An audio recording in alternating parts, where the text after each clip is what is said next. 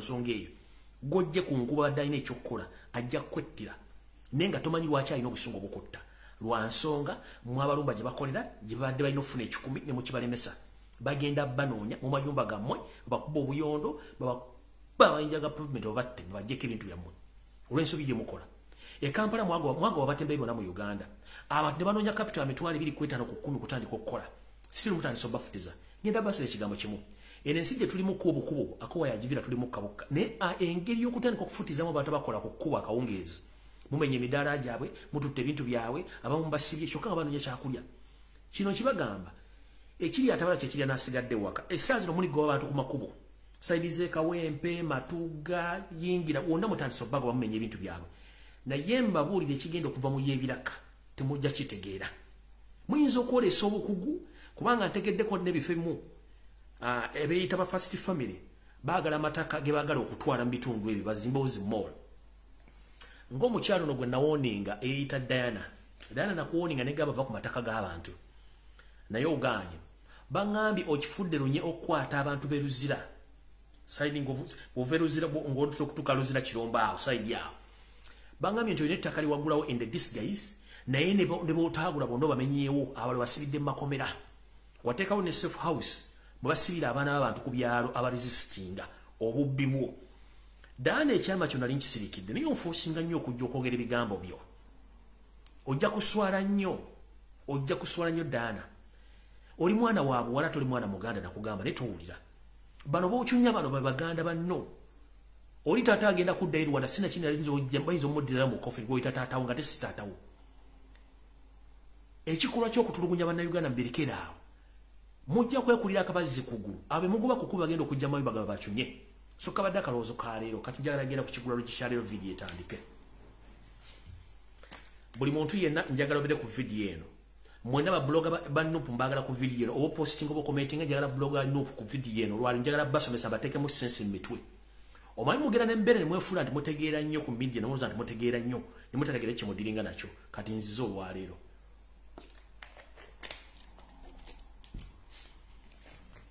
era nga ntandise n'ekiggula lugi kyaleero mbatumiddeko mwenda baagala ekiggula lugi hansubire ti muli bulungi alright ekiggula lugi kyaleero njala kitandika bweti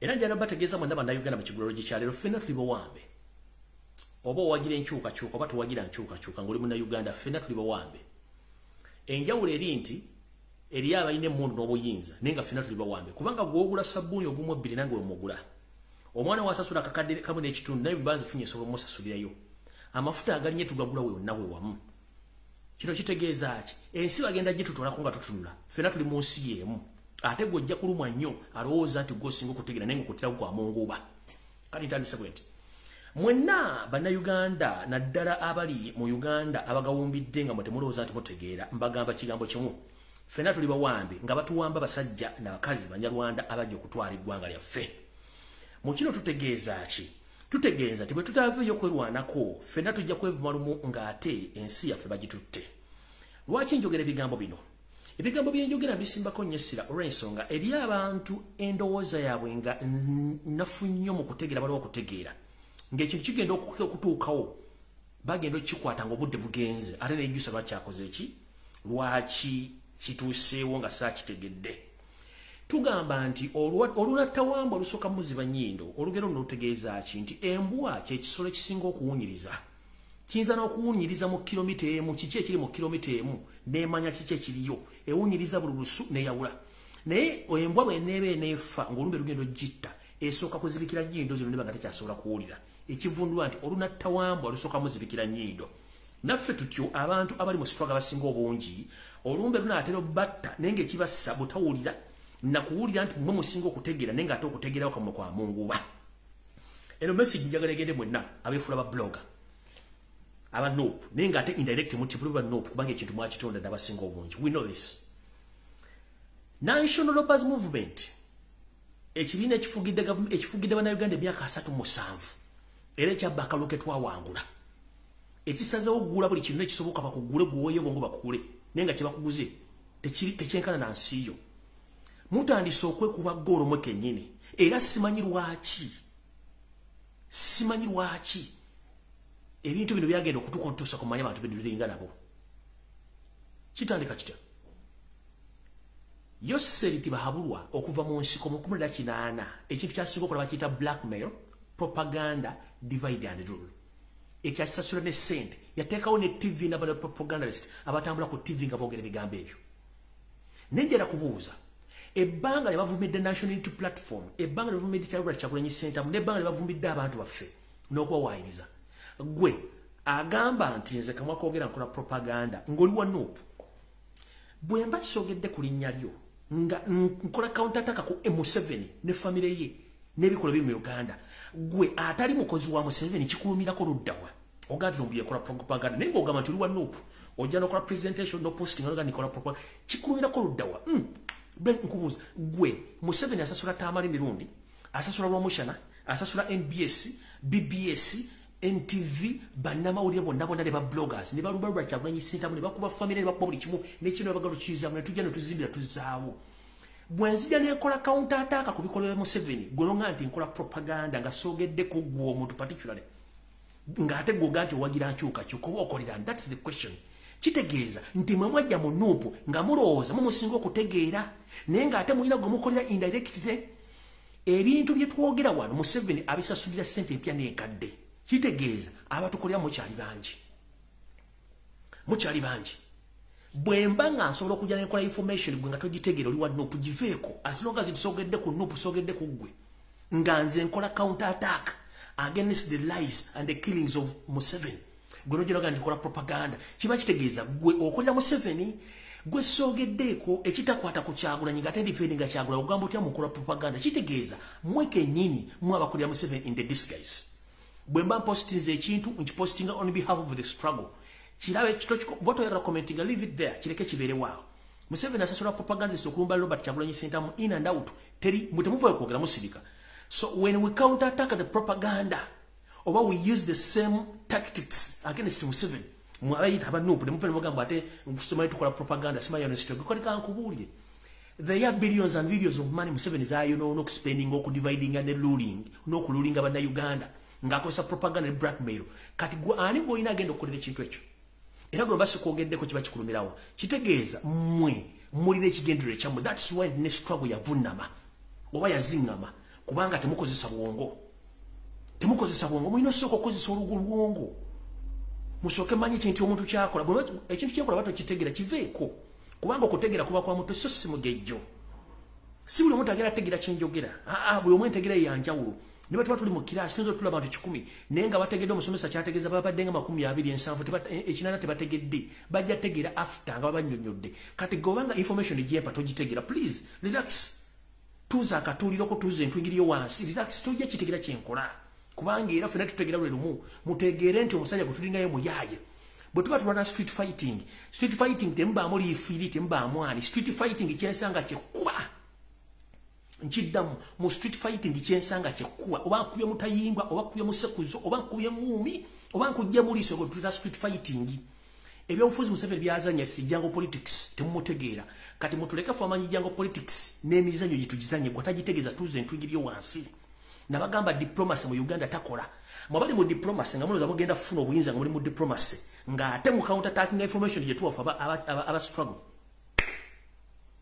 mujja kusulawo gwe muzanyisa temumanya ajja kubalya omukwomu okitegeera ajja balya omukwomu mulyoke mutegeere nti ensi teriko nyinyo so no bagambye nti mugenderere nnyo ebigeri mwogera kubanga kyotasobola kukola kirekera omuntu akitekola ki akitegeera so nawo no wenvudde ne bagamba nti bwe twagala enkyukakyuka buli mwakola ogugwe era ajja gutuusa bulungi olw'ensonga nti ensimbi ze basasula ku media okwonoona Kyagulanyi n'okwonoona struggle nyingi nnyo recently njabba ekyokulabirako Gashumba yavaawo n'avuma Kyagulanyi okumala omwezi mulamba nakati akyamuvuma teri ya counter attacking okujjako ffe kennyini nze kennyini kamwakoogera n'abantu abala basobola ntokola ekintu ekyo kanjala bagamba nti obanga owaga nti wagira nkyukakyuka please information munankyukakyuka muno gyawadde gireke etambule gwe togyogerako kubanga gwe togyogedde era nga togisobola kyotasobola kirekera omuntu akikole okitegedde kirekera omuntu akikole bakola diversion after diversion naye nga tewali muntu yenna asobola kuba nti akola ebintu ebyo nga siwa NRM so mwetereze ekiri atabaala kikiri nasigadde waka before it's too late kuba tuna kintu kyosobola kukola mu struggle umuzengala byo fa bajjo kisobola tukitwale kubanga twatandika bangi bameka baliwo twatandika ba blog nga tulinga nga twalinga ba blog bibiri twalinga blog 10 kati ne bononye 10 to kyasobola bafuna ne bononye 10 to kyasobola bafuna mwaragawa kati fa basigadde bakola tula kimu tutambulirako mukakkane bwe mbate muyina kyemulina kitegeeza musirike lie like an envelope sit your ass down era muterere bulungi nnyo muterere bye mutasobola tubyesibako muve waawo sigenda kulwawo ekigulalo ginchimaze kyalino kati ngenda tandika filimu era ntandika video eyandese mu bulambalamba ntandise ntya transparent yo serio tuse kubanga njala kuno yo serio tibahabulwa ne family yo all right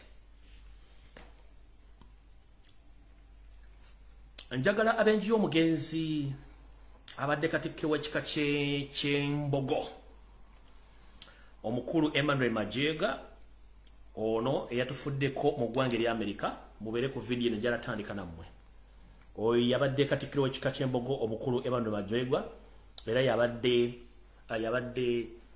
director wa CEO wa MK Publishers katonda gwe yajjuludde ngali mu ggwanga lya America.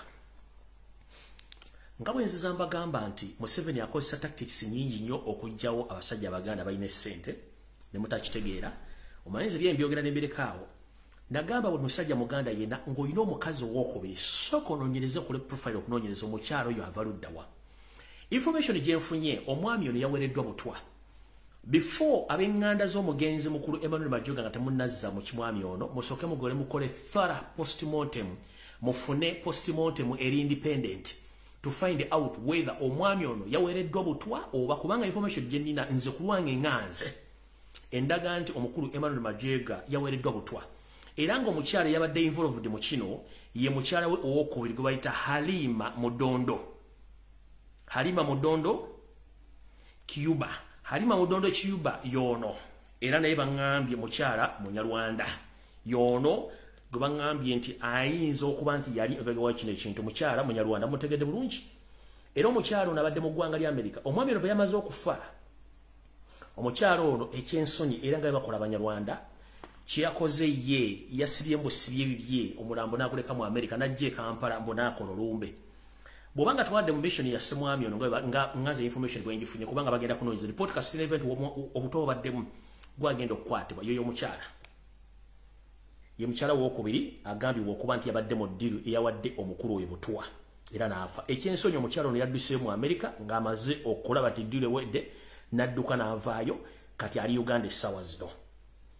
Uganda essaawa zino olwamaze okukola omulimu gwe era mujja kuwulira thereafter ng'ebyobugagga by'omwami ono byonna bisaasaanyiziddwa mu ngeri yonna esoboka omukyala ono Halima Mudondo Cuba ngenda bawo essimu ye abasobola omubuuzaako mubuuzeeko essimu eyo ya ggwanga lya America kuba gyabadde akozesa eri kasalaba 15 08 73 93 38 mukaaga ye namba ye abasobola omubuuzaako omukyalo ono yono eyakoze ekikolwa ekyo naye mukole thorough investigations about efa y'omwami oyo kubanga omukyalo ono yadduse mu America ng'ekikolwa kino kimaze okutuukawo ye ne yeekomerawo e Uganda era mbu yakumye olumbe e Kampala oleka otya musajjawo gwoga nti musajja wabadde omwagala gwe nodduka n'okoma mu Uganda oyo nno sigenda mulwako kangende ku video kangende ku information eyandese njagadde kusooka kuyisaawo ekyo alright njala kuyisaawo n'akalamu kano Abannayuganda mwenda bali mu ggwanga erya Canada njala bategeeza nti olukuŋŋaana ssemakuŋŋaana olwa International Summit on Gender Based Violence olugendo luteekebwa mu kibuga olugendo luteekebwa e Canada ambategeeza nti ennaku z'omwezi tezinakyuka n'omugenyi omukulu tannakyuka omukyala Bibbi Kyagulanyi Ssentamu mu First Lady ng'ennaku z'omwezi 3 okutuuka ennaku z'omwezi 4 omwezi ogwa Septemba omwaka 2022 ne mbagamba nti ayagala yenna okwetaba mu lukuŋŋaana luno waliwo enamba zino zingenda basomera nga bwe bacoordinate bagenda okucoordinatinga conference eno okuli omukyala Doreen ali ku mu +164792903340 omukyala bamuyita Doreen Then kuliko Mulawomita Adrian ali ku 0703 nkaga mukaga kyenda mu 727 osobola mufuna ku simu ezo ne bakolera nteekateeka okusobola kubanga wetaba mu lukuŋŋaana olwo lugenda okubeera e Canada or Netherlands mbangaliza mikisa myerero kuba nti mugenda kubanga mbeera mu lukuŋŋaana olwo musobole okusomesa eggwanga na buli kimu kyonna ekisoboka. So no awo sigenda kulwawo kujjako kutandika information ngitandise ntya. Information njala gitandika bwenti. Omukulembeze wa Robert Kyagulanyi Ssentamu wonna wooli nkimanyi kati watuusedda mu ggwanga lya Netherlands njagala obeere assertive nnyo era be very careful gy'ogenda okulya gy'ogenda osula b'ogenda osinkana kubanga emitego mingi gyentegeddeko egitegekeddwa mu ggwanga erya Netherlands. Netherlands lye ggwanga eririmu abanyampi abayitirivu kati era nga abanyampi bano bakulibwa omukyala gwe bayita Million Black. Million Black ye mukyala akwasaganya embassies ezimu ez'emu Scandinavia countries awo mfanfe wayo seti bahabura otabasali mutano wakale jensi ya tamuzezende sanga bisibe. So emitego mingi nnyo omuli bannayuganda bennyini abeefula nti bankyukakyuka naye nga ate balina omukimu omukyamu n'abo abanyampa naye nga bafuula nti bakwano gyo nabo mwe bali. So enteekateeka nnyingi era ntegeezeddwako nti omukulu gwe baakuteekako oba gwe baakuteekako olukongolo okuba nti ye amaliza mission okujjawo ye mukulu Nyereko Muhammad eyita Mr. Kagege. Ono wetwogerera ennaku zino n'emisango genda omuga nti okulonda kugenda omusango genda kuddibwamu omukulu ono gw'olaba atambudde ensi eziwerako era kati nga wetwogerera ali awo mu Europe alina waatudde atuziza engalabi ye agezaako nnyo okukolagana ne banyampi banne okulaba nti bakutuusaako obulabe mu ngeri yonna esoboka naye obulabe bagenda okutubajja kukuba masasi ne bayinza okukola kye tuyita scientific elimination or scientific assassination. So be very careful in your movements whenever you meet someone where you're going to sleep or you're going to eat. Please be very careful. Even the seat where you're going to be seated in that conference, be very careful.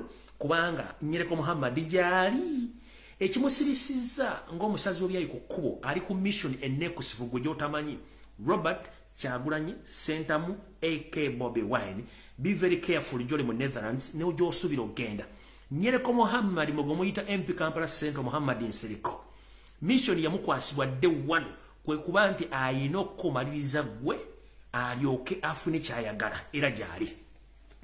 In the connection, in the same way nange gyagala okukola mwana kubanga tryinze naye nze namutegerera mumanyi era mwabya buli lunaku.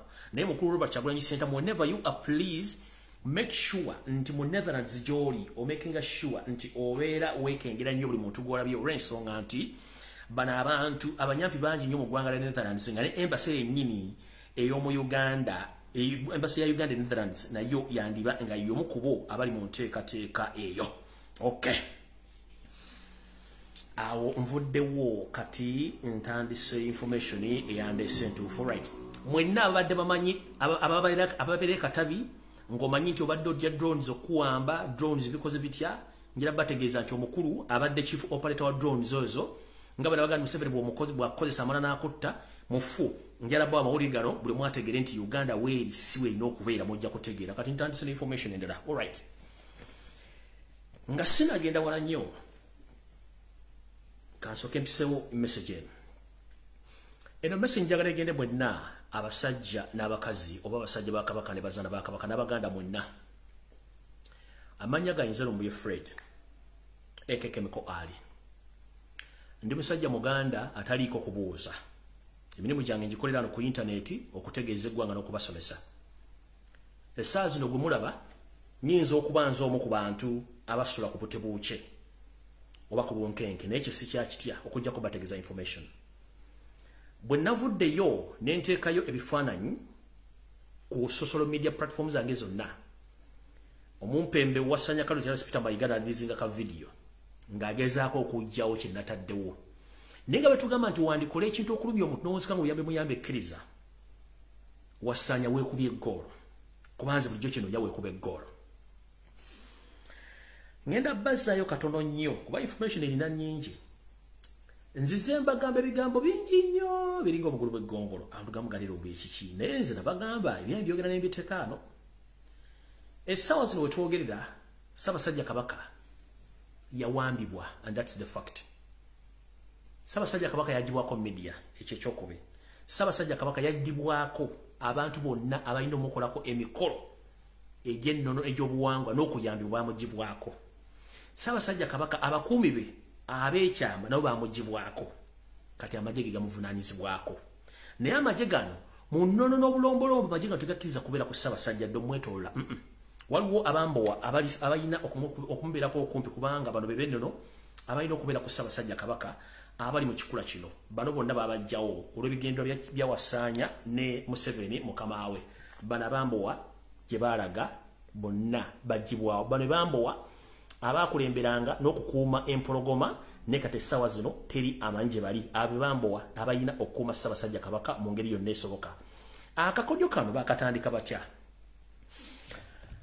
bwe baali batandika okusanyawo ebyokwenda bya Ssaabasajja Kabaka basooka genda ku head office ez'abasajja abakuuma Ssaabasajja Kabaka ndoza mujjukira ekibombomo kyatulikira ku mulyango gwa Bulange era mufiiramu musajja mukulu eri akwasaganya enkuuma ya Ssaabasajja Kabaka bambi n'afa n'omumbo w'omu era naye yattibwa oluvannyuma lw'okuba nti yalina ekitereke ekyali kimuweereddwa omusajja omukulu mu Uganda ekitereke kino kyali kimuweereddwa Sir Edward Muteesa nga n'atera okuwaŋŋanguka bwe yali ategezeddwako nti ayagala kusinkana Mayiga namugamba Mayiga musajja mukyamu n'atwala obuvunaanyizibwa okulaba omumbo omu ku bo agenda atwala ekitereke kino Ssaabasajja Kabaka omusajja bamutega mu bo bamutomeza boda n'afa n'ekitereke ne kibula okutuuka sana tekirabikakako okuva lwe bateeka bomu ku Bulange emmenga awo ne basirikale ba Kabaka awo entabo ye yatandikira okuva n'okutuuka kati ebyokwenda bya Ssaabasajja Kabaka ne bikyankana mpaka olwaleero munnange munnono Ssaabasajja Kabaka alina kye tuyita protocol be bantu abavunaanyizibwa ku mbaawo ya Ssaabasajja Kabaka mu ngeri yonna esoboka Ssaabasajja Kabaka ayambadde atya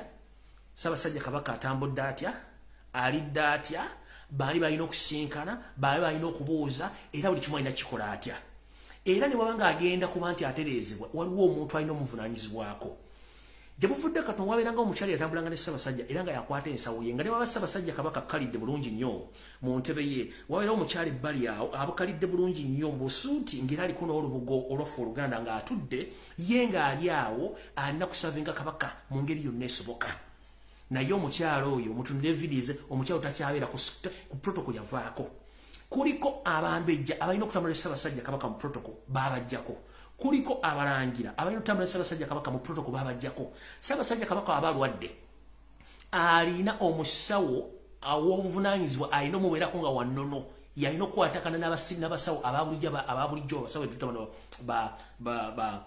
abasawo bana bafa abatali bakinansi balina okwogera nabo yenga wa mukolo waali omwami bamugoba netaberawo tulina abantu ne ba driver bonna abaali bavuga Ssaabasajja Kabaka bamujjako kati SFC evuga Ssaabasajja Kabaka emmotoka Ssaabasajja Kabaka teteekeddwa kusuulamu wadde omusirikale protocol naye yine emmotoka ne waliwo abantu ab'enkizo ng'omuntu alina okulabira Ssaabasajja Kabaka ng'atudde mu mmotoka omwo n'omulaba abira mu maaso akutte fayiro ze bonna babajjamu kuliko SFC mu Buganda Sebuufu bwango takulemberwa tebamukuba mugongo ne bwe tuba tugenze okulamusa ku Ssaabasajja Kabaka nga bakuyise bakusomye wali olina okugenda okwebaza oba okubuuza ku mutanda era okulembeza bwenyi bw'omala okumubuuzaako bulungi nnyo era n'oddira obwenyi buno obusitula n'odda kyennyumanyuma mpola Sebuufu bwango takubibwa mabega munnanga ate Sebuufu bwango era takulemberwa naye munnanga olw'okuba nti abasajja bali emmengo bonna banyampi era abasajja banya tabamanyi bulombolombo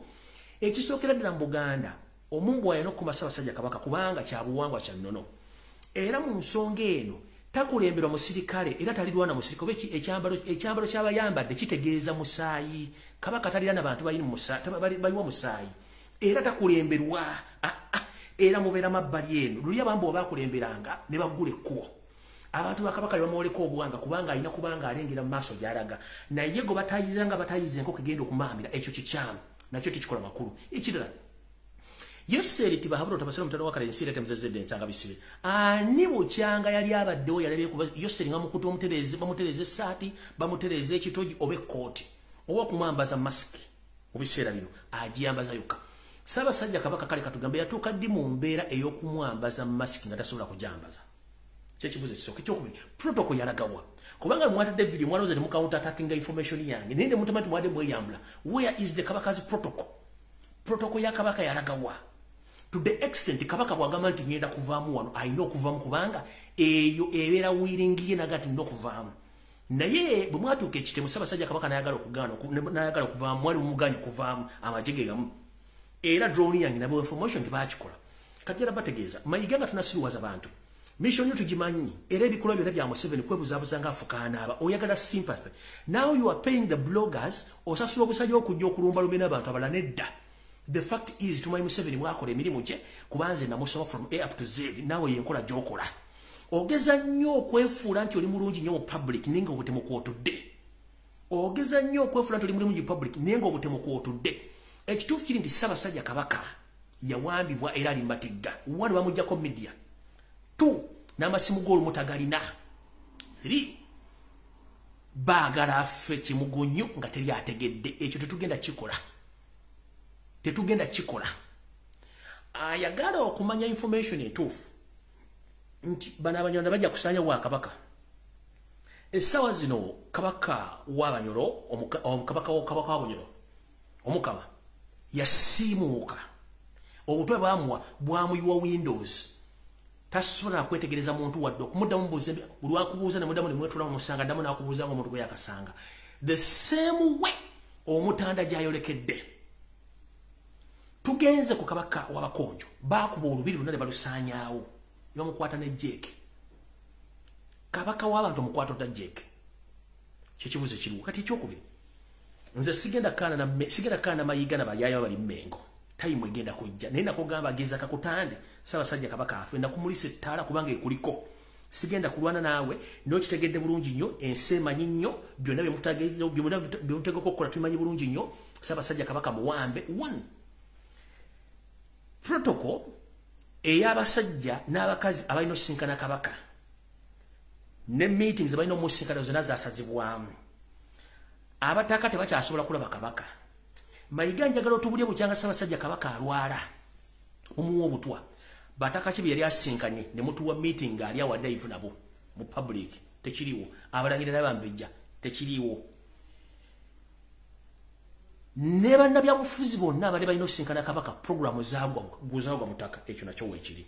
Kati Mayiga njagala otubulye bw'oba tolina kyokweka era nga Ssaabasajja Kabaka tomanyi nti mwamu obutwa twagala otegeke bannansi ab'ensonga batali ffe bakakwerege nga bannaddiini bafune press conference n'Omutanda bamulabeko boogere naye. Twagala bannabyabufuzi abamanyikiddwa bakole meeting ne Ssaabasajja Kabaka bamubuuze kiki ekimulu kinsonga kyegenda maaso. Twagala bajjajjaffe bakulu b'ebika n'abataka basinkane Ssaabasajja Kabaka ku bwenyi bamubuuze kiki ekigenda maaso. Kino bw'otakikola tukulagira nga ndaba gisimufungize mu Bwakabaka bwa Buganda. Kabaka takuumibwa bamagye. Kabaka akuuma bambowa. Tetwagala kuddamu kulamu gyasiina nga yeetolodde Ssaabasajja Kabaka. Kasita tuddamu lukirane kyapeninga wantu wena kitegeeza Ssaabasajja Kabaka mwamuwambisa magye tasobola dde okwetaaya wadde okwogera ensonga yonna. Abasajja n'abakazi abali mu Buganda abatali Baganda bokka bagamba nti lwaki Ssaabasajja Kabaka tavaayo n'ayogera nti muwambe. Taata maama njala kutegeeza Ssaabasajja Kabaka gw'olaba Mutebi si y'oli gwali omanyi omusajja omuggomevu. N'eddoboozi lyennyini okwogera oliwulira nti eddoboozi alijja wala. Kyekisooka obundi bwazza abalaga ng'ak'okuyimirira e Masaka bwe yabalaze yabadde abalaga nti bantu bange nkimanyi munjagala naye obulamu sirina ndi muwambe. Olw'okuba nti yabadde tasobola kukaabira mu bantu nakuba mulanga kwe kwewaamu mulaalo n'akuba engalo zino okubalaga nti bannanyi mbaagala nnyo munjagala naye obulamu bwange bukola ki bugenda.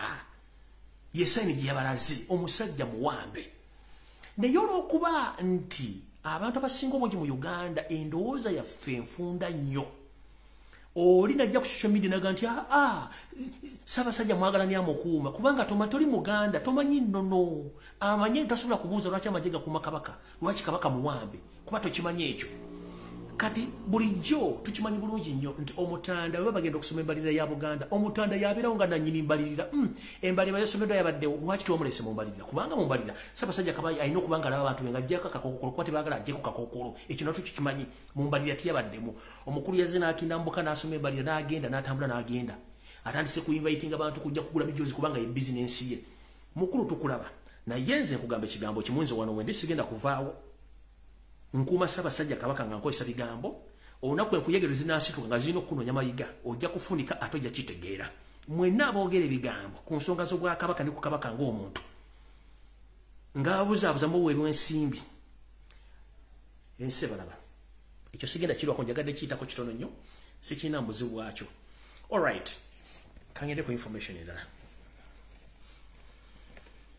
Alright. Njala tegeeza bannayuganda mwenna abali mu Uganda. Waliwo ekintu ekigenda otuuka mu Uganda naye ndowooza kakibategeeze ng'obudde bukyali. We nayagadde Museveni abeere kuno. Era kanseka kimugayo mu Luzungu ndyoke ntegeeze ensi yonna. I would like to inform the international community and all Ugandans at large that the so-called Yoweri Museveni is planning within this week to hold a meeting with the man or with the head of Boko Haram group, a terrorist group which operates in Nigeria, this week. Museveni is planning to meet this gentleman in the State House in Entebbe with the mission of terrorizing Ugandans in a different way. Because Museveni had been operating with so many terrorist organizations, so now Museveni had ordered to meet this Boko Haram head officer or head CEO to meet him in State House in Entebbe so that he can use some of his tactics to terrorize Ugandans. So Ugandans, wherever you are, when you start witnessing unbelievable terrorist attacks across Uganda, but mainly in Uganda, don't be surprised who is behind those terrorist attacks, because Museveni is going to host the Boko Haram CEO in Uganda so that they can talk about those terror attacks in Kampala, Mukono, Wakiso, and other areas of Uganda, so that he can be helped by international community to give him money to counterattack the terrorist acts in Uganda. But I hope this week or next week, the Boko Haram CEO is going to be a visitor to Museveni in the State House in Entebbe. So bana Uganda mwendanjira bategeza nti omukulu ono agenza okulaba nga ekintu kya ADF tukikubye nasalawo ayite omutujju atawanye eggwanga lya Nigeria akulira Boko Haram gwagenda okukyaza mu Uganda either wiiki eno ngeggwako oba wiiki ejjanga etandika. Era nga enteekateeka zonna zaawedde omwami ono ajja kuyingira kiro atuke mu State House Entebbe bateese kiki bagenda okukola. Era mutandika okuwulira mu Uganda nti bawambye essomero ly'Egi ne batwala abaana bonna, oba waddewo okutta abaana ng'ekyali ekicwamba, oba waddewo okukola ekintu kyonna nga kyabutemu obutabadde bwa bulijjo mu Uganda. Mutegere butegeezi nti omukulu ono bamaze omuwa tactics ez'okukola ebintu bye, kubanga ADF already tutandise ogikubamu bituli n'ekibiina kya M23. Era nga mu meeting eno muyinza okubaamu abo balowooza nti ba ADF naye ng'ate ba ISO ne CMI mugenda kubeeramu abakulu kubamu kuba M23 label group etawanya Congo, kubanga bagala kikola ne mu Congo. Mujjukire nti omukulu ono yayingizaako abasajja ba Afghanistan bayingira Uganda naye teri amaanyi ba Afghanistan bano gye bali nawa gye balaga. Abantu bangi nnyo bayingidde eggwanga Uganda n'ebigendera ebikusike nga tobimanyi. So mukitegere bulungi nnyo nti omukulu ono alina mission ey'okukola ebintu ebyo. Ngenze mu maaso.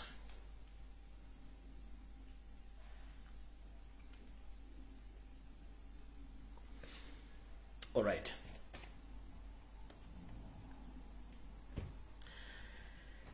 Kati bana Uganda nga mukyagawumbidde njagala balaga ekifaananyi kino mukitegere bulungi.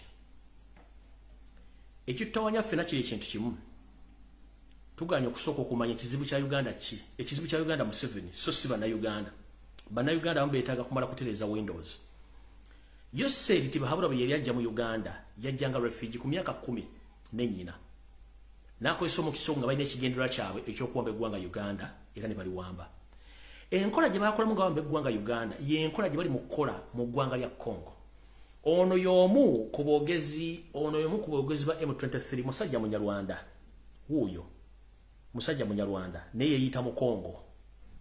Kati omwami ono n'ekibinja kya M23 enkola Museveni gye yakolamu nabo gye bali mu kukola okwagala okweddiza eggwanga lya Congo bamuyita Major William Ngoma. Ye M23 spokesperson naye head owa M23 yasirika takyayogera. Kati ono gwe bateekawo mulabeko n'akatambi k'abakyala bambadde nga Abakongo bambadde bitengi naye nga face batuusi bennyini nga bali mu kwogera mu Lukongo nti baba batabamalawo. Kyekikola kikimu kye baakola mu Uganda. Museveni yajja n'akamafuregi nga banjaako ntulooza ti Munyankole kumbe yali musajja Munyarwanda ne batwala eggwanga lyaffe katulwa kyetulwanako essaawa zino. Ne mu Congo bakyanguyidde okukirwanyisa okuba nti bakikakawutataka nga obudde bukyali. Bawe tebatandika ono y'omu ku Banyarwanda abategomya Congo eyeeyitambu mu Congo owa M23. Kyebakole Congo kati sasa bwekyali mu myaka okuva mu myaka gy'enkaaga egy'ensanvu egy'ekinaana mpaka nakati okutuuka bananise okumamira subu y'omu ategeere kiki ekigendera kyaffe.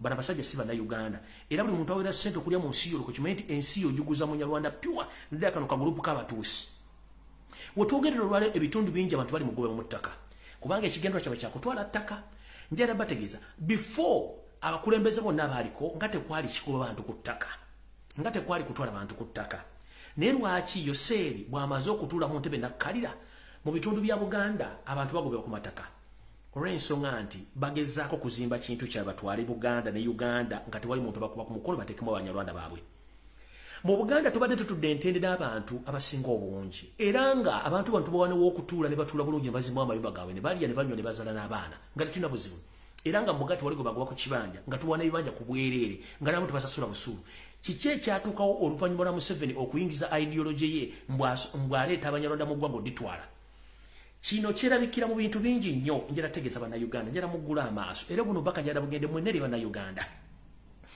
ekibba ttaka okuliwa Abanyarwanda kyekigenda mu maaso kubanga babajjako eddembe lyammwe okulimanya n'okulitegeera gye muvuddewo katono mu Uganda twabanga n'amasomo agasomesebwanga mu ssomero okutegeeza bannansi ensi yabwefaana ebiragiro n'amateeka bibikola kati amasomo gano gagibwawo mu Uganda twasomanga kyetuyita political education mu secondary level kyavaawo era ne batusomesa ne kyuyita civic education nakyo ne kivaawo ku university ku mutendera gwonna oba okola sciences oba okola arts batusomesanga kye bayita constitutionalism kino kiinako obujulizi kubanga n'amasomero ge tusomyemu ku international level teri muntu oba ng'okola arts oba okola sciences olina okusoma constitution y'ensi eyo mwole kumanya amateeka n'ebiragiro njera kubuuza abantu abasomye Makerere ani bukyanga bajjawo okusomesa amasomo gono ne Makerere bakyasomesa constitutionalism bakyasomesa constitution ya Uganda tebakyagisomesa kubanga ono ibo yamala okutegeera nti bannayuganda banategeera ebyobufuzi ne bategeera ebyafaayo bya Uganda ajja kuba ali mbuzibu yensonga lwaki abasajja n'abakazi abaliwo bagezi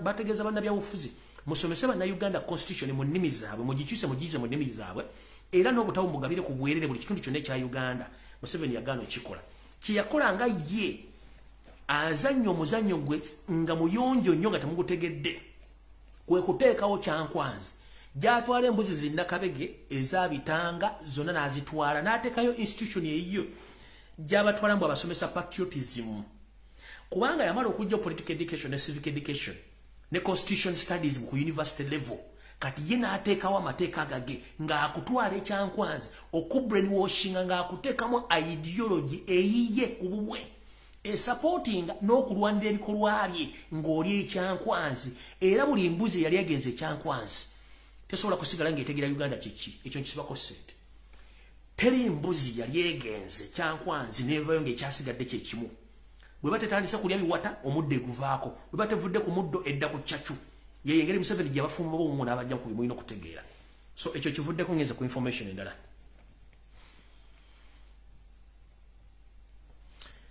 eno mesi njagala egende mwenna abasawo Abaganda betuyita ba traditional doctors ng'okyali ku mulamwa olina empewoozo oligino era nga towagira nkyukakyuka buno obubaka bwo ku Monday akawungeezi mu State House Entebbe Yoseeri yayita Mama Fiina oba mu Sylvia Mukandoni Entebbe n'amuwa ensimbi ez'okutandika okukola emirimu gy'okuprofilinga oba okuwandiika ebikwata ku basawo bonna Abaganda abakyalina empewo oligino naye nga tebakolagana Yoseeri oba tebakolagana Mama Fiina kino Sylvia Mukandoni agenda okikola ensonga nti ensimbi yazifunye mwagenda otandika okunoofeffetta n'okuddamu okunoonya abasawo Abaganda era mujja kyetegereza nnyo nti bagenda kuddamu okutandika okuwenja abasawo Abaganda okutandika okumenya amasabo gaabwe abamu basibwe simanyi n'abamu battibwe kubanga akimanyi bulungi nnyo nti ebintu tebigenda bulungi nnyo eriyo abasawo abatakkiriziganya na nkola ya Museveni ng'ate Baganda abatandise okuba nti bakola emikolo egikyankalanya amalogo n'okugasumula gonna ge yakola kino kikyamuyisizza agende mu State House Entebbe era ensimbi yavudde nayo ku Monday atandika okukola omulimu gw'okuprofilinga abasawo abayikinnansi abali ku Harare bakwa Ligino batandika bajjawo Ssekinnoomu ye ono asigaze bafeeke be badiringa nabo okuba nti bagenda kubanga bakola emikolo egy'okukyankalanya n'okuwunza bannayuganda yensonga lwaki munnange nze sikyabanenya bannayuganda musajja yatuwunika naye nze sirimbe baawunika so ekyo mukitegedde nyenze mu maaso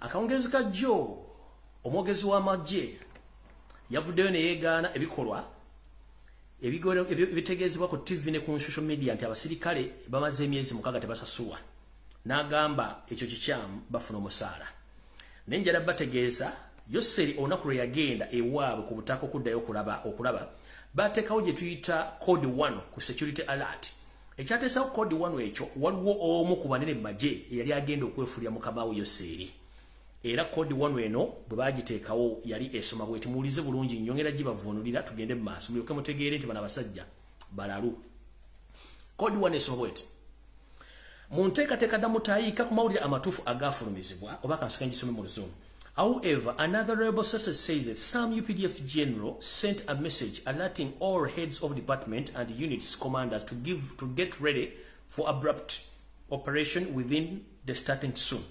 Bagambye newankubadde mu ngeri endala yonna okuva mu nsonda ez'esika zigamba maje ga UPDF nti bajjeno abamu basindika obubaka obutegeeza abakulembera ebitongole by'enjawulo mu maje ga Uganda ddala bakomanda okubeera obwerinde ku nteekateeka oba okunteekateeka eregenda mu maaso egenda otandika nga obudde bukyali tugenze mu maaso okusinziira mu nsonda ennekusifu munda amyuka omuduumizi w'amagye Eweru yasooka n'ayimiriza message eno era n'ategeeza unity zonna ba unity commander okugezaako okuyimiriza ekintu kyonna ekyokufulumya amagye gonna okugateeka mu bitundu by'enjawulo era ate abamu ne bamugamba nti message eno efulumiziddwa etegeeza abajaasi bonna obutakkirizibwa kutambula oba kufuluma mu kifo kyonna era n'asangibwa ng'afulumye wakubalirirwa ng'alidde mu nsooluko era amasasi gajjamu kubirwawo ekyo ne kifuluma.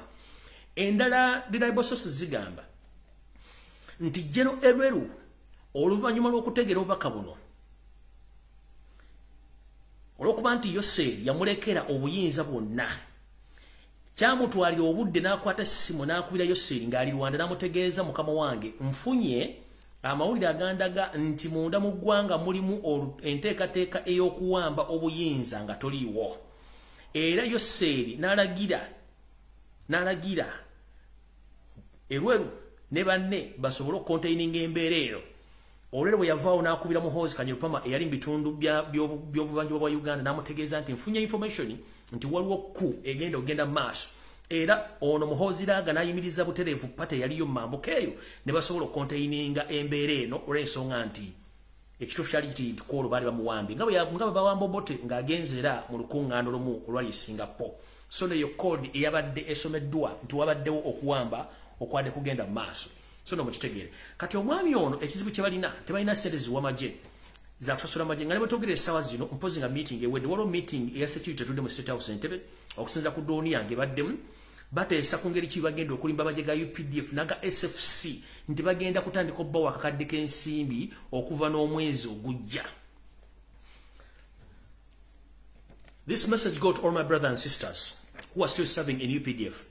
Let no one lie to you. Because Museveni is in panic. Museveni doesn't have even a single coin in his account, even in Central Reserve. Now they had a meeting today discussing about your salaries. You've been yearning for salary increment almost for 6 years. You've taken 8 months without getting salaries, including those people who have been serving in AMISOM in Somalia. They are lacking their salaries almost now for 3 years. Right now, they have a meeting in the State House. They're discussing the salary increment. Let me tell you, this is a well-planned move to lie to you that they are going to increase your salary. Whoever who have been getting 600,000 Ugandan shillings is going to be increased up to 1 million. This is a decoy. Don't be fooled. Museveni has no money to pay you. Watch anyone be.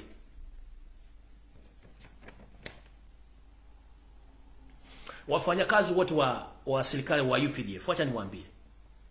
Sawa hii Museveni na waizi wake wako kwa meeting kwa State House Entebbe. Sasa wamesema wanataka kuwapatia pesa zenu lakini hawana pesa.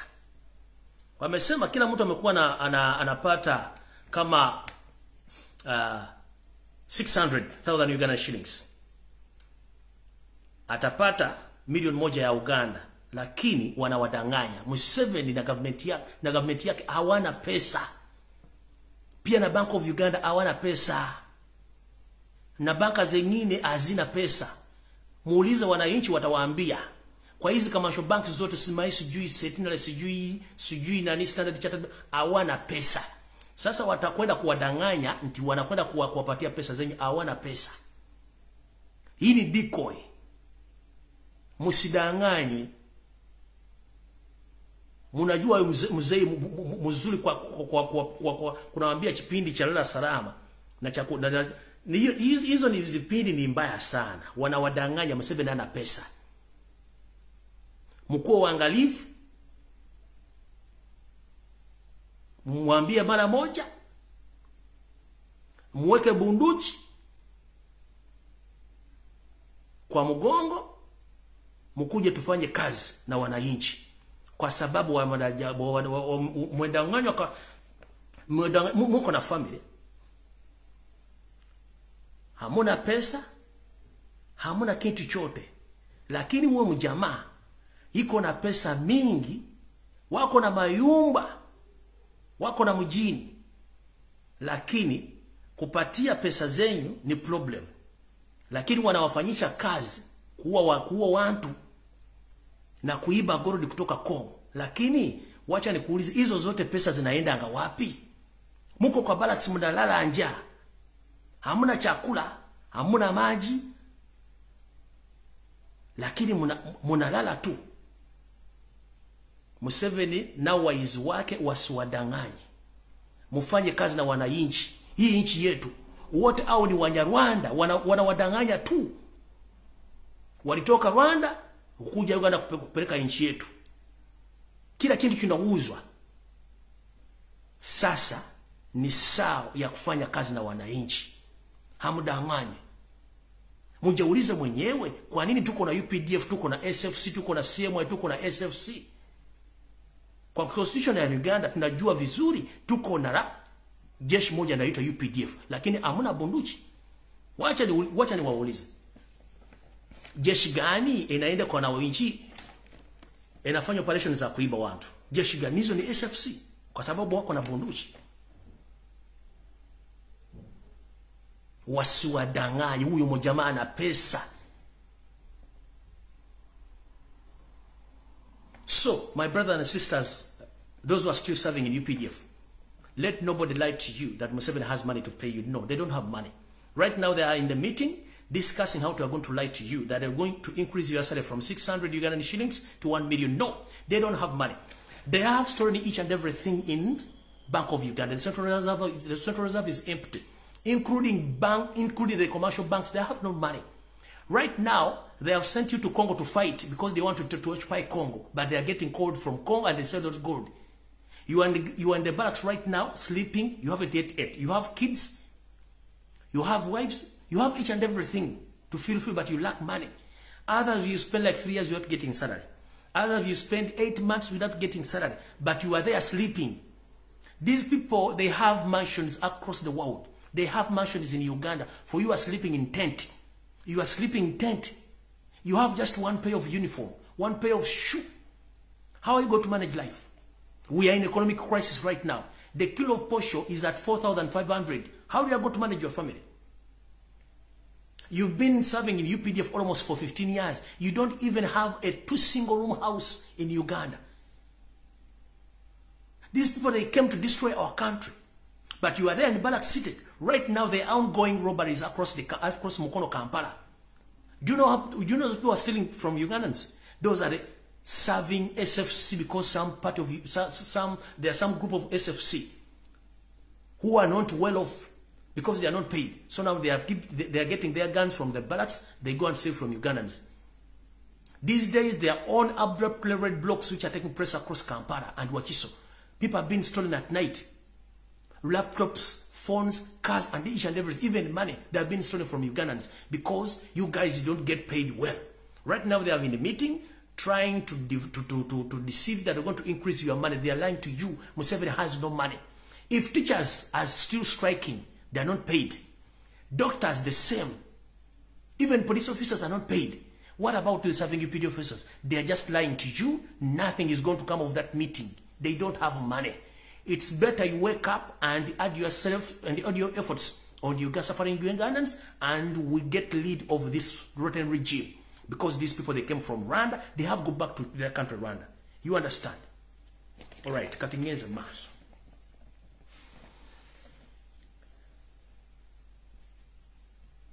All right, katumwena abadde bawangalira mukono Kampala Wakiso nga mumanyi drone eziwamba abantu.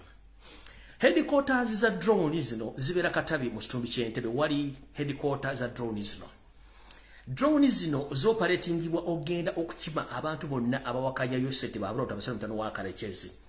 Drone zino zirimba private operatives nga bo baba contracting agenda kuwamba abantu bo location bagenda bawamba omuntu. Wetwogerela essawa zino waliwo omukulu omu abadde nga head of all drone operator nga chief kidnapper omwami ono amanyage bamuyita Medi. Abatamanyi Medi kamuwalage mujjukira omusajja eyakwata musajja mukulu n'amusitula mu bbanga n'omukono gumu oyo gwe bayita Medi. Kamubalage wano. Oyo gwe bayita Medi. Yoyo Medi. Yoyo Medi mumujjukira bulungi nnyo. Yoyo Medi ngenda ba information emukwatako muliko mutegeere ensinga bwetambula.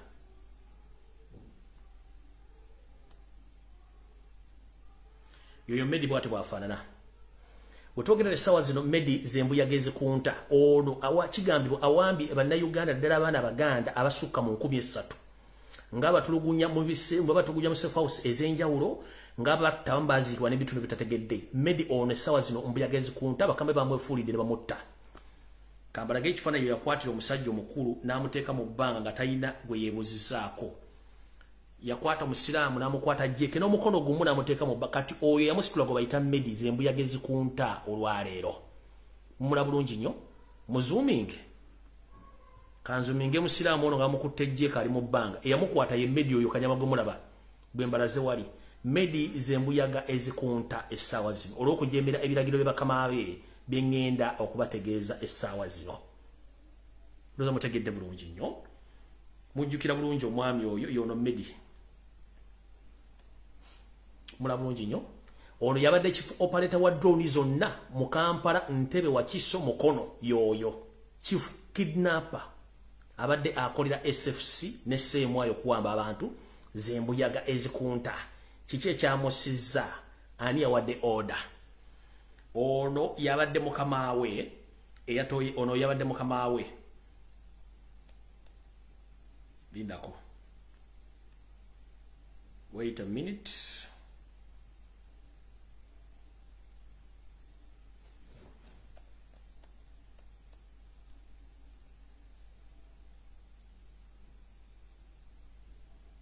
Mbalagwa ni kifaananyi kituufu.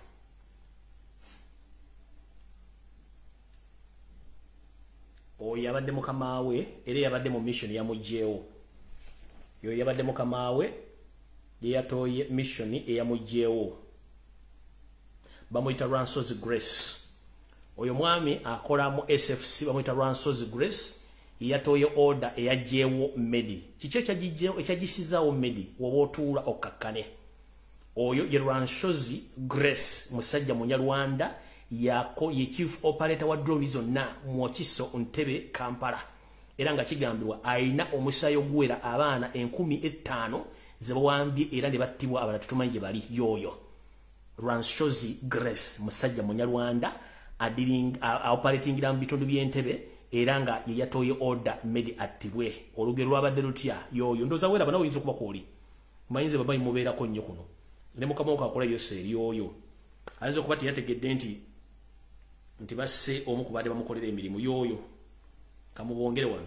Ranso's yoyo oli omweru ono oyo ali mu jacket ali mu check ya sort of cream yoyo. Ye yawadde order batte omwami oli obayita Medi. Medi kamubadde no batamutegedde. Medi yono yasitula musira mu bbanga ng'alinga ngasitula akachi ng'alinga asitula akantu akataliimu yoyo musajja Medi yabadde chief kidnapper mu drone zonna ezisangibwa mu Kampala Wakiso Mukono yoyo. Naye nga kati zembuyaga ezikunta yoyo Medi kambaddemu nga sinabwa information esemba emukwatako ngende mu maaso yoyo Medi kati zembu yagezi kunta kiche cha se Medi yafudda atya wetulaga. All right, tugenze maaso. Mwenna abana benchuka n'abagala enchuka mwenna abadde bafiirwa bwabwe nga temanyi balaga. Akifaananyi kyembalaze wali waggulu omukulu Medi ne mukama we shows Grace musajja Omunyarwanda ye chief coordinator coordinating drone zonna mu Kampala wa Kiso Ntebe. Omwami ono mukulu Medi yabaddenga adinga n'abantu abalala abakola on behalf of the state okuba nti bagenda okidnapping abana b'abantu ne babatta. Era Wetwogerela omwami ono naye zembu yagezi sikunta yabadde adiringa mu kukola operations across Buganda naddala wa Kiso Ntebe Kampala era nga ye head of kidnappers mu bitundu by'Entebe wa Kiso Kampala Mukono ngera omwami ono audio offices bazibadde Katabi ku Lwentebe opposite works e Katabi munaba manyi Katabi omwami ono wabadde operatingira era kati zembu yagezi kunta. Kigambibwa Medi ono mukubadde mukuwamba abaana talina mukwatira nsawo era nga kigambibwa mukono gye yengo omuntu Medi ayina mbanda Uganda abawera 13 ba kidnappings across Buganda era basinga obungi bafu abala bali mu safe houses bali mukuttibwa. Essawa zino omwami ono Wetwogerela mufu kiki ekyamusizza nsonga ki? Omwami ono bw'abadde akola emirimu gino abadde tamanyi nti obudde bunaatuuka ne bamwefuulira. Mukama we Ranshozi Grace omukozi wa SFC era nga ye operatingira mu bitundu eby'Entebe wa Kiso Kampala. Omwami ono yabadde amuwa emirimu era nga ye okuba essimu kubira muhozo mutegeeza nti operations ziwedde abadde talina mukwatira nsawo. Wichi eno yenyini gye tukuba mapega. Omukulu ono bamukubira essimu ne bamugamba jangu Medi. Bamugamba tulina operation gye twagala okuwa ogenda ogikole mission. Mission ki yamuweebwa? Robert Kyagulanyi Ssentamu ne mukyala Bibbi Itungo njala mbere ku video eno oba mukasale mukamuweereze. Omugenzi Mando Zebula yali aweereddwa mission ey'okujja Robert Kyagulanyi Ssentamu mu budde. Mando n'agamba no, I can't do that big mistake okujja omuganda wange. Mando n'agaana. Ebyaddako mwabimanya era Yoseri n'akonfirming nti basajja bakoze omulimu gw'okutta Mando ekyo ne yekuba ggoolo n'anyooka. The same happens to Medi. Medi which ewedde yayitibwa mukama we on Ranshozi Grace n'amugamba mission gye tugenda okuwa olwaleero ya kugenda kunoonya Robert Kyagulanyi Ssentamu oba mukazi we Bibbi Itungo omukidnapping mukube afe.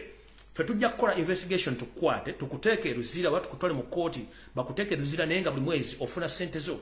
Wanaite ebbanga lya mwezi gumu wanaite ebbanga lya mwaka gumu oba ebiri tukute ofulume ogenda oli obulamu nga bwe twakola omukyala Draru essaawa zino ali mu kulya obutaalo oluvannyuma lw'okutta omugenzi Kazini. Omukulu n'awamala omuwa missionary ey'okutta oba okuwamba Bibbi Itungo Kyagulanyi bwepone bbaawo okumutta Bobi Wine. Omukulu ono bwe yadde waka mu kayumba ke n'atandika okutunula ku bisengala byetola bitambula n'agamba ndowooza bukyanga nkwata abantu naye nerabika tebampadde kukwata shaaka. Kyava afuluma mu nju n'agenda n'ategeezaako bamu ku mikwano gye tebannaye bumayita nfunye ekizibu ebintu tubali tugikola naye kati waliwo ekizibu. Mukulu Grace Ranshozi ampadde omulimu gw'okugenda either kidnapping Kyagulanyi omutta oba okukwata Bibbi Itungo mu kidnapping mutte. Then ABCD nga bwe banyonyedde kigenda genda maaso. Naye n'abaganangako omukologana nti kino sijja kisobolera kinnemya. Omukulu n'adda mu maka ge n'atuula. Bwadda maka ge n'atuula nga butuufu kyabadde akolemu takimanyi nti gwe bw'ofuuka mbega waliwo ate mbega gwe bakuteekako. Bw'ofuuka mbega waliwo mbega gwe bakuteekako n'embega abeera n'embega n'embega abeera n'embega. Mukulu Medi teyategeera nti gwe yanyumizaako mukama we ate yasituka n'agenda n'ategeeza mukulu Grace Ranshozi nti Medi operation tagenda gikola era agitutegeezezzaako. Ne wayita ennaku ntonotono mukulu ono Ranshozi Grace n'akubira mukulu Medi essimu n'amugamba jangu ku office tukwetaaga. Mukulu Medi n'ateekamu engoye n'agenda okusinkana Ranshama. Teyamanya nti lwe lunaku olusembayo. Mukulu ono bwe yagenze okutuuka wa mukama we ndowooza n'amuteramu kakyaya awo n'obunyamanya bangomanya abanyanda baliisa obunyamanya mubeeramu obutungulu n'ennyaanya ku misito. Mukulu ono yavuddeyo n'akatwa supa. Olwavuddeyo okumala okutusinkana mukama we Medi olwakomye waka ng'atandika kukaaba olubuto lukuba obugoma olubuto lukuba embuutu awo nakubirako kyaliwe namugamba wayi ndi bubi ekyavuddemu Medi mukama mukwano gwe namukima namutwala kuki namutwala ku mudwaliro yabadde okumpi awo bwe batuse ku ddwaliro eriyo kumpi omusawo eyabaddewo n'abagamba nti omulwadde ntugenda musobola mutwale mu Ntebe main hospital naye mwanguweko kubanga omukulu ono ekimuluma si kirwadde kijja bulijjo yawereddwa obutwa kinajjukira nti Medi ono abadde alina jiimu esituza abantu obuzito n'okubakozesa omubiri era nga amanyikiddwa nnyo mu bitundu by'Entebbe naye ng'omulimu gw'okuwamba abantu abasinga muzibwadde temukitegera nti yawamba abantu era nga ye chief operator abadde alina jiimu era nga atendeka ba body builders mu bitundu by'Entebbe era ng'omulimu guno akoledde ebbanga ddene nnyo omukulu ono bwe yamaze okuteekebwa ku booda mukwano gwe n'amukima amutwala bamutuusiza mu ddwaliro omusawo n'abagamba nti obulwadde obuli mu mwami osijja busobola mutwale mu Ntebe main hospital era olwatuse mu Ntebe main hospital omwami ono teyabandayo bbanga ttono nnyo ebibye ne bavuunika era wetwogerera mu nnaku 3 emabega Medi ono yaziikiddwa n'afa era omulimu gwe nga bwe ndabaga nti ekiri atabala kikire nasigadde waka era Medi naye tugamba nti wa inna lillahi wajiwuna naye ogenzo sangayo abo kubobbo abambe watwala mu kubatta ne mwatulugunyo basiba maka gaabwe ne mwaziika ewatetekeddwa kubanga baziikibwa mbifo omwami ono yafudde era yaziikiddwa gyevudde katonda ku ntono nnyo era wetwogerera y'omu ku badde basinga okuwamba abantu mu Kampala Wakiso Ntebe yafudde kinono kituzaawa nti nga bwe nagamba wiiki ewedde nti buli mukozi yenna wa iso semwai ne eso ng'oli munnansi Munnayuganda nakabala ng'obanja omusaala oba nga ali omumission gye bakwale nekulema terobinyike mu nsuwa kubanga ekiri atabala kikiri nasigadde waka nawe bagenda kutta siwa information nga tejjirako reference nabagamba wiiki ero bagamba nti buli omanyi nti okolera iso semwai ne eso ng'obadde obanja omusaala nga togulina batandise obbeekengera nti mujja kuyitira ebigambo kati mukulu Medi ono y'omu ku bo asusse okubeera operative akoze ki afudde ono yabadde asinga okukola ki okuwamba abaana naye yafudde mbabulidde omuzannyo gwali gumuwereddwa okukola ki okuba nti akola kati omukulu ono lwanshozi kanziremu mbalage wano era buli muntu yenna asobola omulaba gy'obomulabyo tegeera nti omusajja wa SFC abali mu kusportinga abaana babandi abagenda okuttibwa mutegere bulungi nnyo yoyo njala abantu mbategere bulungi nnyo yoyo aliko alo ono atera nnyo okutambula emmotoka za gavumenti olumu avuga ne pikipiki era atera nnyo okwetoola mu bitundu by'Entebbe Katabi Nsamizi Mukono Kampala Wakiso ng'ali mu kusportinga n'okufuna amawulire n'abo balina okuba nti bakwatibwa ne batwalibwa okutulugunyizibwa kino takola nti akikola naku lwa gavumenti no basportinga n'abantu abalina obusente nabo bakidnapping ne babatwala okubatta okuba nti bakola omulimu guno omusajja Munyarwanda bamuyita Lwanshozi Grace yoyo akola ki akola ebintu ebyo so no mwebere bagendereza nnyo mu nsonga zino olw'ensonga nti omwami oyo ebintu byakola mubitegedde bulungi nnyo tetwetaaga nnyo kuba nti mumala obudde nga temutegedde bantu amutegedde bulungi so oyo mutegedde bulungi nnyo abadde akidnapping abantu mutegedde bulungi nnyo kamubaddizeemu badde tebamumanyi era emirimu gitegere gy'abadde akola nti yagenze yoyo yasitula muzeeyi n'amuteeka mu bbanga yoyo naye eyiye bavuunise oluvannyuma lw'okuba nti yaganye okukola mission ey'okugyawo oba ey'okukwata Bibbi n'okumutulugunya yoyo mukulu era naye ye bagivuunise kyenvudde mbaga nti buli akolera Museveni kimanye nti essaawa etuuka n'akuvaamu ye kennyini n'akwettira olw'ebikolobero so mukitegedde bulungi yoyo nno wano waggulu kuba akanyama kabadde akayina naye nga simu temulwadde yoyo mutegedde bulungi yafudde bamugyeyo bamuwadde butwa mukama we kennyini ne kagurupu kakakolera ke kamuwadde obutwa era n'afa n'avaawo so nno ku ssaawa 3:09 saagala balwisa okujjako bategeeza nti buli omu waali webereremu naddala abantu abali mu diaspora mwegendereze nnyo entambula gye mutambulamu endya gye mulyamu ekyokugema banna kibagamba buli muntu waddembe okugenda omugemesa oba butamugemesa abakola business mu Kampala nabagamba muve mu akedi mukyaganye it's up to you abaganda balina sente nabagamba mwegendereze muganye okutegeera sirina budde bwammwe ekyo nakibagamba Ssaabasajja Kabaka tudimanding adizibwe bwe lwagenda jjanjabibwe sina kindi yeetaga media coverage mayito kuswaza twagala media coverage Kabaka sinkana abantu be nebo no muleta ku Sunday ngabo otegese eti misinde ja birthday tukimanyi bulungi nnyo gwe n'ebintu byotegeka kubanga mu information wa mu media okumulaba so no fere tufaayo fetuwa information ne tubeera wano ajagala n'ogitwala atajagala n'ogireka ebiddako nziba tebinkwatako kubanga ogwange mangu kuze Mayiganga nabo gisimufungize gya abasirikale ba UPDF ku Kabaka waffe mu buwangwa neno Kabaka takunywa maje Mayiganga nabo gisimufungize gya abajasi ba UPDF ku Ssaabasajja Kabaka ate twetaaga okuddamu okola ku mpologoma yaffe ng'eyina esobola okwogera ng'eyogera n'abantu baayo akamanyiiro akasumagize yeyalira Ssaabasajja Kabaka takwatibwako era tasembererwa okujjako nga yasiimye Ssaabasajja Kabaka tasembererwa takwatibwako mu kopi yenna oli alina kigiravuzi oba kyekirimu n'obutwa nga bamusize busizi butwa kyetwagala okumanya akamanyiiro nga kasusse Mwagembe yadda mwambaza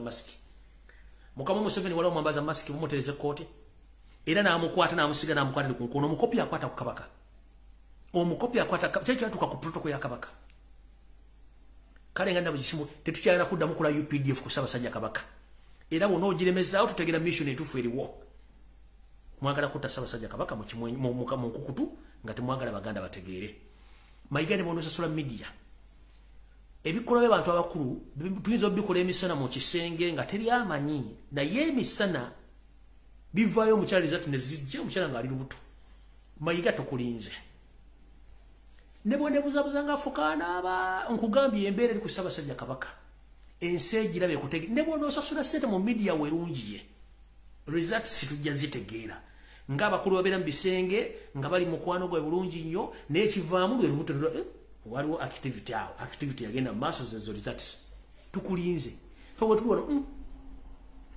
ne bw'onoosasula media ekuwaane ekole counter attack ng'okola omala biseera twetaaga mpologoma ngezze okujjanjabwa amagye ga UPDF tetugagala ku Kabaka twagala abambo abantu bakomewo nga nenda tetukyagala kuddamu kula musirikale yenna ngali ku Ssaabasajja Kabaka tetukyayagala twagala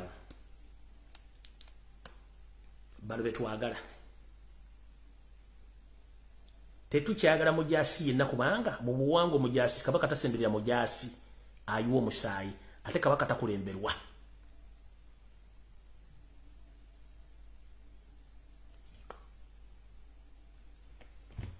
sonno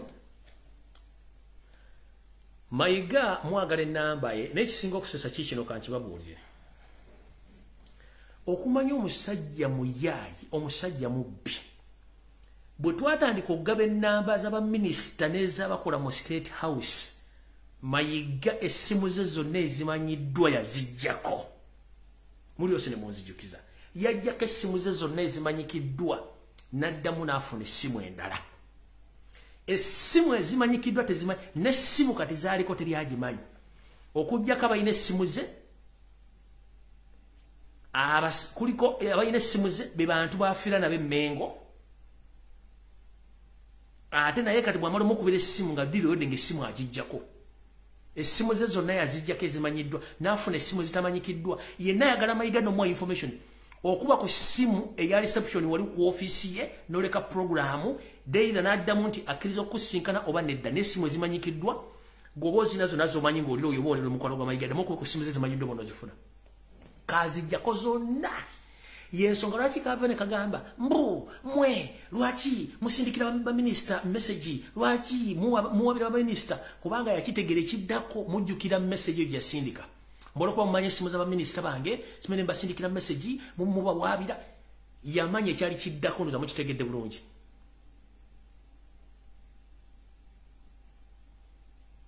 yamanya ekidda mujjukira akantu akikuyayogera yakimanya kye kiddako nina esimu gye nnano sobola giba kubanga mukyali innocent sisobola kukola nso bitali mu bintu bino nafunye esimu endala naye nga ya mukyala wa mumaka mukyala mangali tasobola kugiba wa olw'ensonga bambi she doesn't know anything talina kyamanyi yasobola gikola nsobi nanoonyeza esimu ze zonna yazijjako omufere yazijjako yafuna esimu ndala mpya kwakolera diruze era bwamala okukuba esimu nga amaze okujjako diruze ng'essimu agijjako ng'essimu agijjako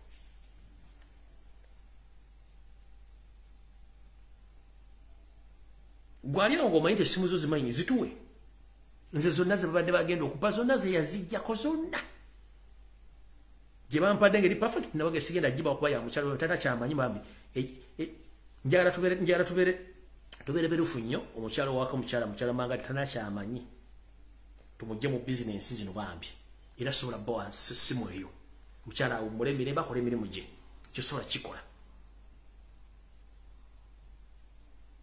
ekyosobola kikola kubanga omukyala ebintu bino tabiriimu ono yakola ebintu bino njala tukwatagana omusajja atukolako effujjo so omukyala tabiriimu so ena basigenda gibawa naye ezimanyiddwa zonna yazijjako zonna essimu zaalina kateri azimanyi batono nnyo abazirina era wakumitinga muntu agamba wa reception n'amuwa enamba y'omuntu n'amukubira n'amusinkana so singa erimbu akuba amasimu no yagajja kuba yamanya sisobola bbawa ya mukyala bambi ekyo no wadde sitya ate wadde sitya nekisijja kikola mukyala kamuwa ekitiibwa kuba ebintu tabiriimu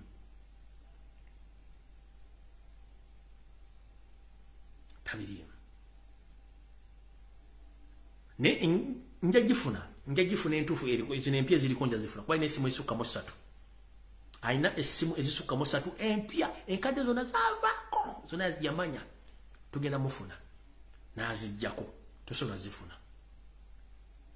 bambi munansonyiwa mbagambye n'obuwombeefu sobola bwa namba ya mukyalo oyo she's innocent talina kyamanyi bikolwa bamayiga byakola ekyo sobola kikola ekyo munansonyiwa mu butuufu mazima geetaagisa omukyala talina kyamanyi ŋŋanyi namba njirina nesobola gibawa sisobola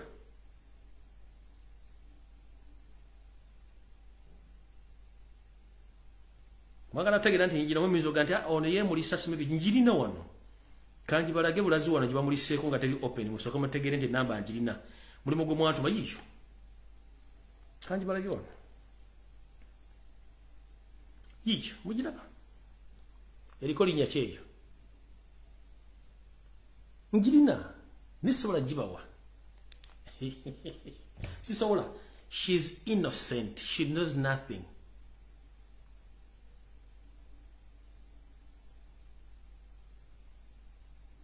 ogwo musango sobola gukola bambi mukyala tumugye mu bintu bino ffe twagala oli omuyaaye namwe musigale nga munoonya mukole search nga nange bwe nnoonya n'eziri zonna ezimanyikiddwa kaazijjako teziriiko yenna ayagala information okuba ku simu ku reception wakolera appointment buli kimu kyonna ezize empya kati gwayagala okukola naye ddiiru oba okukola naye ekikolobero gwakubira essimu ate ddiiru oligwanga essimu azijjako yafuuka kati naye muyaaye nalongo naye yamushiftinga yamugjayo n'abalongo n'abajjayo n'abafunira amakambala yabagulira amaka n'amugjayo yalala osobola kitegeera kuba nalina mwesonyiwa nalongo naye yamugjayo manyi yalina ebizibu bingi nnyo muloza balina ebizibu bingi nnyo so salonga mulengejja wasanya kaloli Mr. Ala gye weetegereza ennyo ensonga zetugamba eyo system gye mwateekawo y'okuteeka media ne mugiteeka very far from the king tugikooye twagala kufuna kamera ngeri loud and clear ng'esonze mu kabaka maaso ku maaso nga ne baba yogera mu ntuma kigambo kikyayogedde nga n'amaaso tugolaba eye to eye contact nga tumutu kiraba